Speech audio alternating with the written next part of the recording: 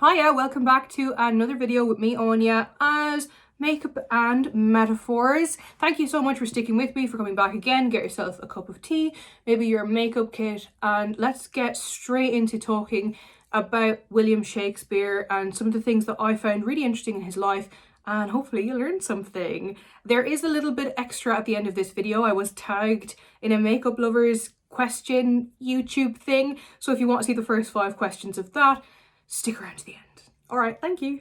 Hiya, welcome back to another video with me, Anya, here on the Makeup and Metaphors channel. Let's dive straight into a little bit of context on Shakespeare, William Shakespeare. I was a little bit confused on how I was going to do this video because there is just so much context to talk about. You can talk about life at that time, you can talk about the globe, you can talk about the different ideas that he has for different plays, like how he got different influences, but I think today we're just going to cover a bit of the basics while I do a more simple makeup look, and then I can turn it into maybe a longer series where I go into more detail on the globe, life at that time, Stratford-upon-Avon in London, that kind of thing. It's believed that Shakespeare was born and died on the same date, that being the 23rd of April. He was born in Stratford-upon-Avon in Warwickshire to his parents John and Mary Shakespeare. And when I say it's believed, that's because, you know, nobody recorded his birth. On the other hand, his baptism was recorded, and that would have been, at the time, a baptism would have taken place 3 days after a birth. So they can then like guesstimate the date of his birth as being the 23rd of April. So obviously a lot of people will have heard of Shakespeare. He's written over 150 sonnets and around 39 plays. So well deserving to be up there as one of the most famous writers of all time. So Shakespeare's dad, John, he was a glove maker, and he also used to work on the town council. He was like interested in politics. And his mum Mary, she had 8 children, although again, something that was quite common at the time, quite a few of them passed away. I believe that Shakespeare was the 3rd of 8 children. There isn't a significant amount of information about Shakespeare's young life. A lot of it is, again, just estimated. At a time when there just wasn't really people writing down what was happening. We didn't exactly have filing systems and things back then. So it's believed that like he had a basic education, went to like a chartered school, and that was it. He didn't go to university, and we'll talk about this later on, about how that really irked a lot of people in the theatre business and in kind of society, because they believed that he was like reaching, you know, he was trying to do something that would have been considered an upper class profession, a highly educated profession in writing and especially maybe theatre. So we know that Shakespeare married at the age of 18, and he married an older woman who was 26, and her name might sound quite familiar, was Anne Hathaway. Not the famous actor obviously nowadays, Anne Hathaway, but there we go, Anne Hathaway. And she gave birth 6 months after their wedding. So again, we can draw some conclusions from that as to maybe why they got married in such a hurry. So 6 months after the wedding then, they give, well, not they, Anne, gave birth to daughter Susanna, and then later on they had twins who were Judith and Hamnet. Unfortunately, Hamnet died at the age of 11. Now listen to what I'm saying, his name is Hamnet, not Hamlet, though obviously we can draw some comparisons between Hamlet the play and Hamnet the son. Hamnet believed to have died from Bubonic Plague, which was running rife around this era, and obviously we can kind of relate to being in quarantine right now and what's going on. So, you know, would have been a really horrible experience for Shakespeare to go through, to lose his only son. It was believed that Bubonic Plague was spread through like small animals and insects and fleas. I think that it was believed that it was spread just through rats for a while, but I think in particular insects were a huge carrier for it, and that would be so difficult to try and crack down on. The Bubonic Plague really like attacked your lymph nodes, and once you got infected, there was a 90% chance that you would die from it. So huge percent or huge mortality rate. We don't hear much about him again until around 1592, and these years where there is no kind of updates on Shakespeare and his life are known as the lost years. It's rumoured that he fled to London to escape persecution, so escape the law, and this was to do with deer poaching, so like hunting deers.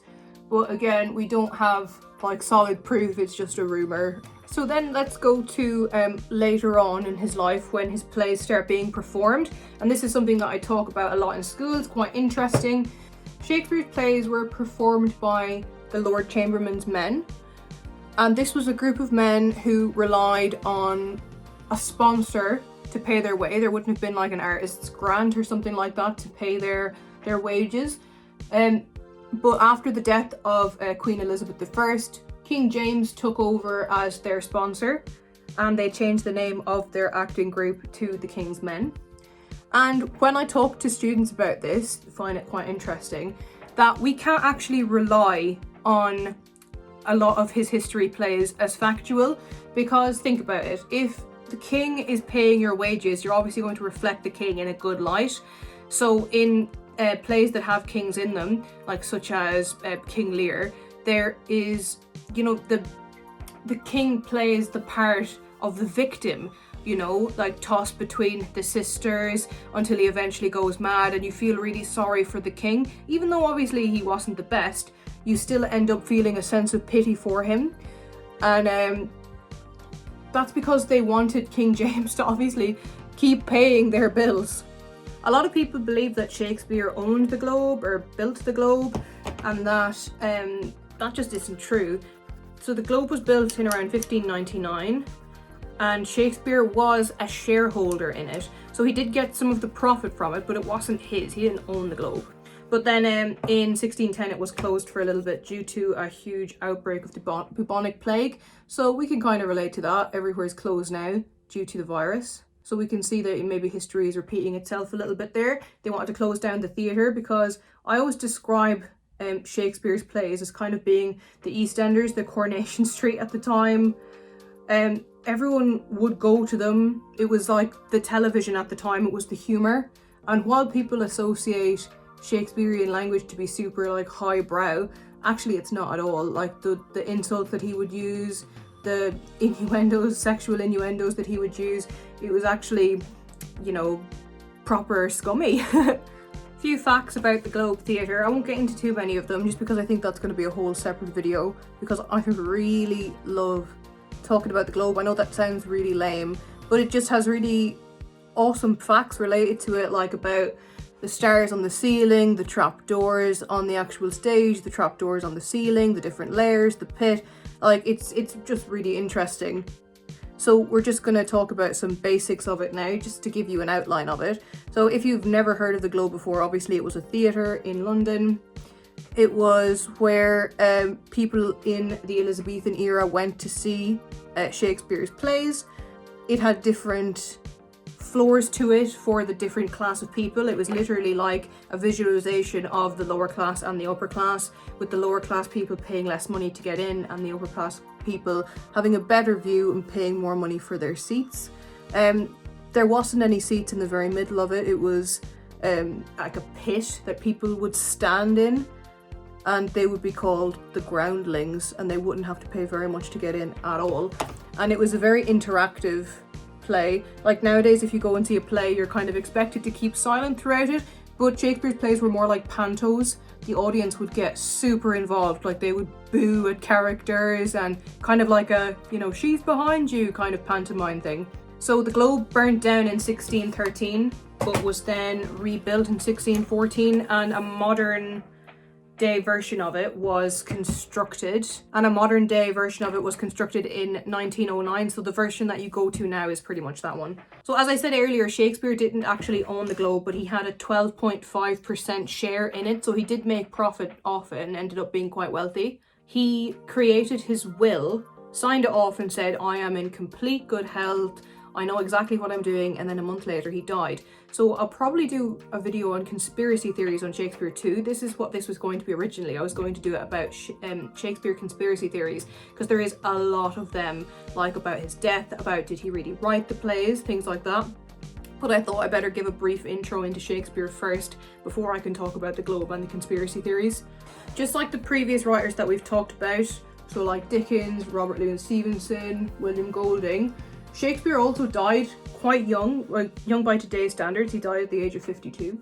Like I said, a month after deeming himself to be in perfect health to write his will.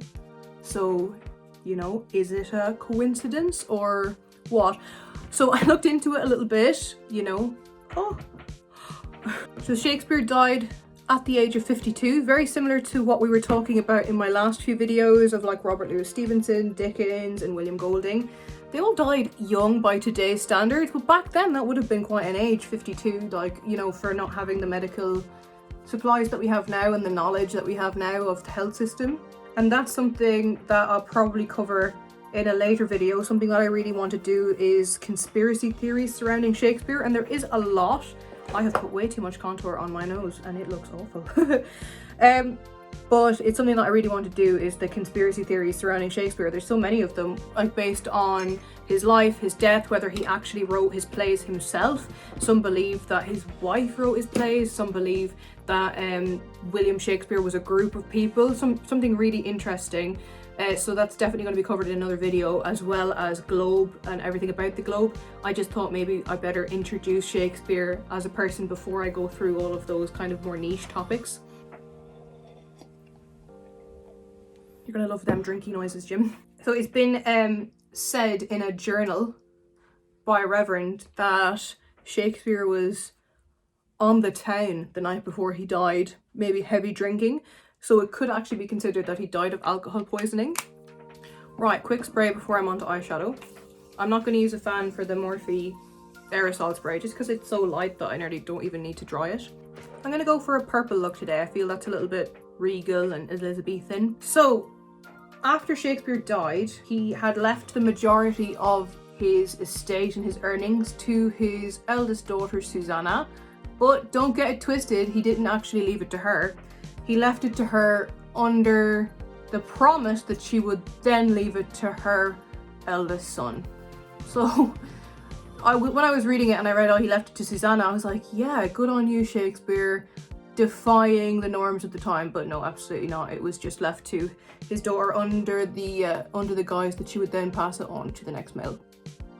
Okay, after I've roughly blended that out, I'm not going to bring it up high here like I've done before, either with the tape or with the kind of faux wing that I did with William Golding. I'm just going to have it all concentrated just around the eye.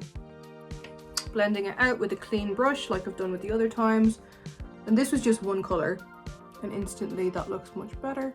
I'm going to pop a little bit of pink glitter right in the corner there, and that's all I'm going to do for today's eye look, along with some liner and lashes. Okay, that's the other eye done. I've forgotten to do the most important part, which is highlight. The palette that I'm using today is called the Zodiac palette, and the reason why I've done that is because I talk a lot about the Zodiac, the star signs, astrology, astronomy, astrology when I'm talking about Shakespeare, and that's because the Elizabethans had this huge connection to the stars. Queen Elizabeth actually had her own personal astrologer,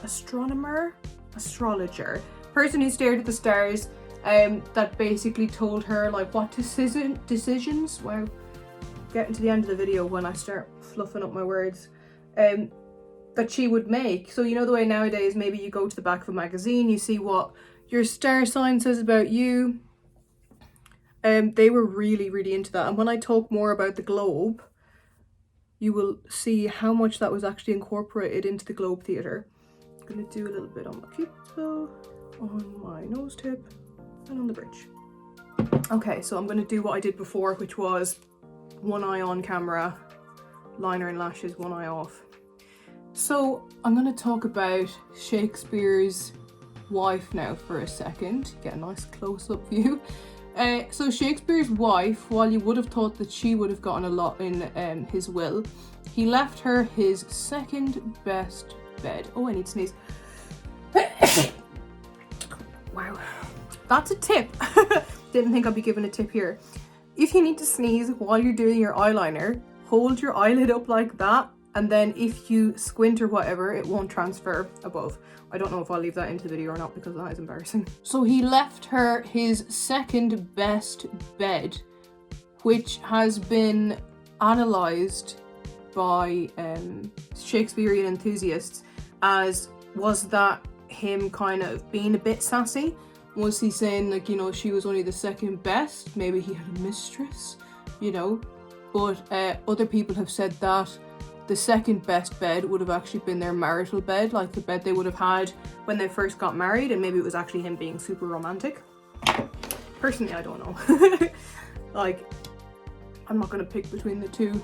So Shakespeare was buried in the Holy Trinity Church, and I found what was written on his tombstone. I quite liked the epitaph. It kind of reminded me a little bit of what the witches sounded like in Macbeth, so I'm going to do my other lie and then I will read you what is on his stone. Shakespeare's epitaph reads as follows: "Good friend, for Jesus' sake forbear to dig the dust enclosed here. Blessed be the man that spares these stones, and cursed be he that moves my bones."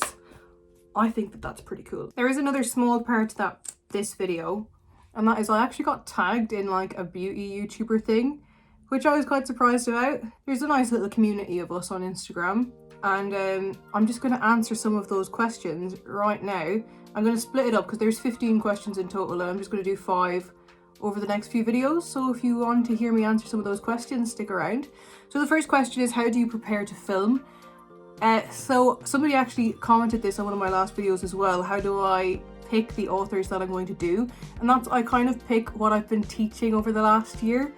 So therefore I have kind of a good already baseline knowledge of who I'm talking about. I don't think I would ever talk about somebody that I don't have a good knowledge of. Also, the authors that I've picked are authors that I really enjoy. So I picked Dickens as my first video because I live in the Medway towns, which is where he was, so I felt like a little bit like it was important for me to know what it was. And then for Jekyll and Hyde, I actually dressed up as Jekyll and Hyde for World Book Day. I'll insert a picture here. And then I'm researching Lord of the Flies recently as part of our CPD for work, so that we were ready to teach it soon. And Shakespeare, I just bloody well love Shakespeare, so there you go. How long does it take to record and edit? It usually takes me about an hour to record and a long time to edit, seeing as myself and my fiance have just kind of figured out how to do it. Next, what is your favorite drugstore and high-end brand? My favorite drugstore brand would definitely be Revolution, because they're epic for the price that you pay. It's very high-end. Literally, I have a Revolution version of every single product that I take with me when I travel. And my favorite high-end brand would probably be Nars, because that's the foundation that I use and it's the best foundation I've ever tried. Next, what is your most expensive product? I don't really buy really expensive products. I buy good products, depending on the price range. I think maybe I've got an expensive Tom Ford perfume that was quite dear, like that Chanel box that you see in the back over there. That was for a single eyeshadow, so like, don't get it twisted that I'm spending loads of money on makeup. And let's see, what's next? What motivates you to create content? So I really love videos where somebody is doing makeup and is speaking. I can't just look at videos of people doing makeup anymore, and I love documentaries, so I thought maybe I could combine these two ideas to make my own kind of original content. I didn't see anybody doing it, and the people who have commented on mine said that I remind them of like Bailey Sarian and Eleanor Neale, and people who really inspired me, only I put my own twist on it by talking about literature. So I hope that that makes sense. I hope that you learned something today. I hope that my passion for Shakespeare came across. Thank you so much, and I will see you again next Sunday. Thank you.